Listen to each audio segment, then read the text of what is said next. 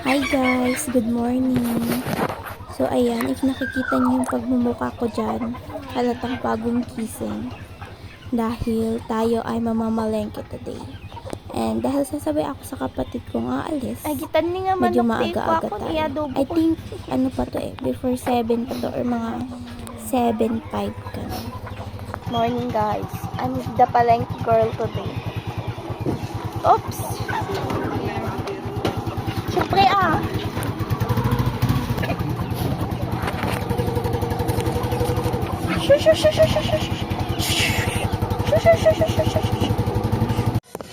Hi guys, we're going to cook adobo.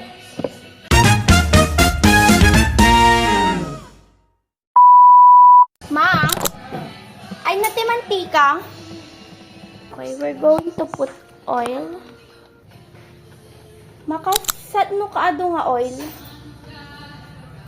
Fresh oil mo aloy na. Kasi kaya ko na to. May mantika na siya. I think pwede ko na ilagay yung bawang.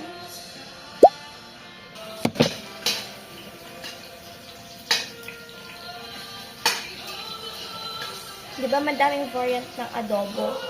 And iba-iba din yung way ng pagluluto nun. Kasi ito, chicken adobo siya. May luya siya. Pero I think pag pork adobo, wala siyang luya. Sabihin na natin yung ginger and onion. Kasi pag adobo, gusto ko na toasted yung bawang. Kaya ayan, medyo pinoast ko lang siya bago ilagay yung luya at sibuyas. Then, papagilig ko siya dyan. Tapos ayan. At yung mga tinatawag natin aromatics. Ay, nakahalo ko na din. Nadala ng emosyon.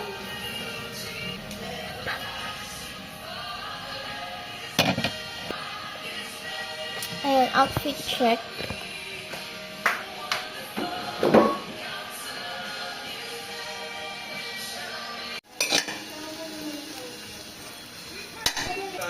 Okay, magkana po chicken. Ito siya kang ipatog. So,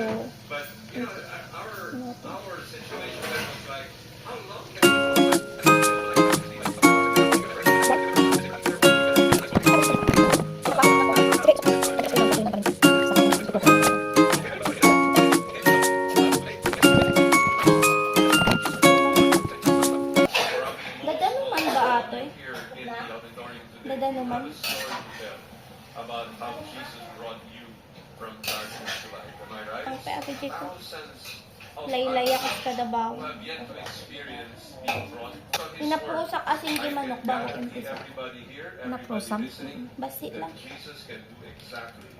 Isaiah Ang ba 9, dapat ikan this is asin? our outline for Makanigap we're ka. going to look at, you know, can Jesus really do Hindi this? kami nakakabit. Based on what? Based on the past promises that we Pati will paminta kaya yapapos ko. Kasi kay magmarinig. blessings that we experience from Ata pamintanan. Ompay. Kulat pati sabaw ng tanok ko. Gamay kirog-kirog mo pa. Tano ata ti pagsabaw da. Now, a slight historical context, you know, elevating them 200 years later. Wala, bigat de. It has a deeper meaning. The meaning is misery, destruction, death, ignorance, sorrow, and wickedness. So the meaning of the word dark in this case is very, very dark.